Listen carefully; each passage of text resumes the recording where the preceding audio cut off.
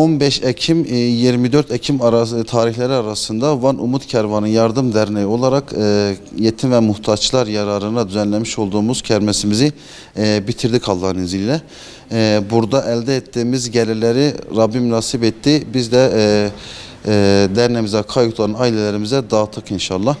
Biz bu kermesimizde özellikle yani teşhir ettiğimiz ürünler ev yapımı yemekler oldu. Hayır sahibi bacılarımız, kardeşlerimiz evden yaptıkları yemekleri getirip bize teslim ettiler. Biz onları dağıttık. Onların yanı sıra yine ailelerimizin bize göndermiş olduğu, özellikle bayanlarımızın bize göndermiş olduğu işte el işidir, oyadır, o tür şeyleri teşhir edip burada onları paraya çevirdik. Paraya çevirdikten sonra ise derneğimize kayıtlı olan ailelerin tespitini yaptıktan sonra kendilerine birebir dağıttık. Zaten bu aileler önceden de bizim derneğimize kayıtlı ailelerdi. Mağduriyet dereceli belirlenmiş, ona göre yardım yaptığımız ailelerdi. Biz bu elde ettiğimiz gelirleri ailelerimizin bir kısmına nakdi olarak ulaştırdık. Bir kısmına tabii ihtiyaçlarına binaen nakdi yardımların dışında malum önümüz kış. Kış olması sebebiyle yakacak ihtiyacı olan ailelere yakacak olarak teslim ettik. Bir kısmının gıdaya ihtiyacı vardı. Gelen gelirleri gıdaya çevirerek onlara gıda teslim ettik. Bir kısım ailelerimizin de giyime ihtiyacı vardı. Bu gelen kermesten elde ettiğimiz gelirlerin bir kısmını da biz giyime çevirerek bu ailelerimize giyim yardımında bulunduk. Malum bazı ailelerimizin de işte doğalgazdır, kiradır, elektriktir bu gibi nakit ihtiyaçları oluyordu. Biz elde ettiğimiz gelirin bir kısmını da ailelerimize nakit olarak teslim ettik inşallah. Bu minvalde hem derneğim kermesimize katkıda bulunan bayan kardeşlerimize, annelerimize teşekkür ediyoruz. Aynı zamanda yine bize desteklerini esirgemeyen esnaf kardeşlerimize de teşekkür ediyoruz.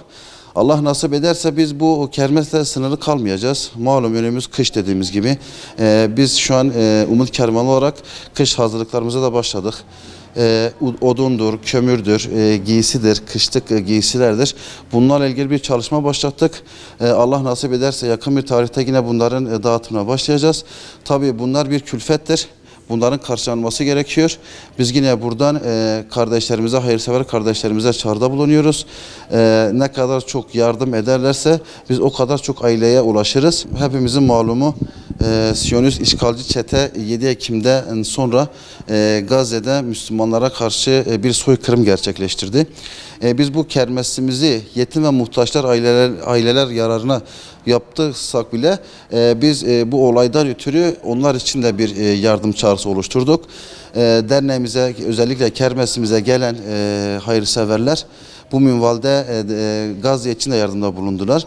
Ve biz de bu bize ulaştırdıkları yardımları genel merkezimiz aracılığıyla, yani İstanbul'da bulunan, genel merkezi İstanbul'da bulunan Umut Kervanı İnsan Yardım Vakfı aracılığıyla buradaki bize getirilen yardımları biz de Allah'ın izniyle genel merkezimize teslim ettik. Umut Kervanı İnsan Yardım Vakfı Genel Merkezimiz ise bunları alarak ihtiyaçlara göre Gazze'deki mağdur ailelere ulaştırdılar ve şu an hala yardımlarımız devam ediyor. Malumunuz yakın bir tarihte biz Umut Kervanı İnsani Yardım Vakfı aracılığıyla Gazze'ye 6 milyon gibi bir yardımda bulunduk. Ve yardımlarımız halen de devam ediyor. Burada da yine kısa bir zaman önce bayanlarımız, kadınlarımız kendi aralarında bir yardım kampanyası başlattılar. Orada da kimi bacılarımız takılarını verdiler, kimi bacılarımız harçlıklarını, kimi çocuklarımız kendi kumbaralarını ayırdılar ve gelip bize burada teslim ettiler. Biz Allah nasip ederse bu vermiş oldukları yardımları en kısa zamanda Gazze'ye tekrar ulaştıracağız. Dediğimiz gibi biz yardım çağrımızı yineliyoruz. Şu an Gazze'deki soykırım devam etmekte. Oradaki Müslüman kardeşlerimiz çok zor durumdadırlar ve bu yani duygusal davranmamak lazım. Bu geçici bir durum değil. Yani biz istiyoruz ki en kısa zamanda bu savaş bitsin. Oradaki Müslümanlar feraha kavuşsunlar. Fakat görüyoruz ki yani bu kısa süreli bir şey değil, bayağı uzun sürecek. Rabbim oradaki Müslümanlara yardım etsin. Burada da bize düşen şey dualarımızla onları desteklemek. Aynı zamanda maddi imkanlarla onlara yardımcı olmak. Ki biliyorsunuz orada yapılan bu soykırım neticesinde yani okullar, Sağlık kurumları hepsi bombalanıyor. Oradaki insanların ilaca ihtiyaçları var. Aynı zamanda içme suları bile yok. Bombalanan su kuyularından ötürü içecek suları bile yok.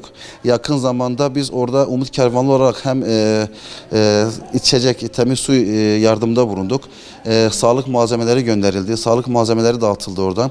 Aynı zamanda gıda konusunda da noktasında çok zorluk çekiliyor. Biliyorsunuz Gazze şu an ambargo altında. Ambargo altında olduğu için oraya bir şekilde biz gıda yardımlarımızı ulaştırdık. Hamdolsun devam ediyoruz. Buradan tekrar yineliyoruz. Tüm halkımız Gazze'yi unutmasın. Gazze'ye yardımlarımız devam ediyor. Sizden de yardım bekliyoruz inşallah.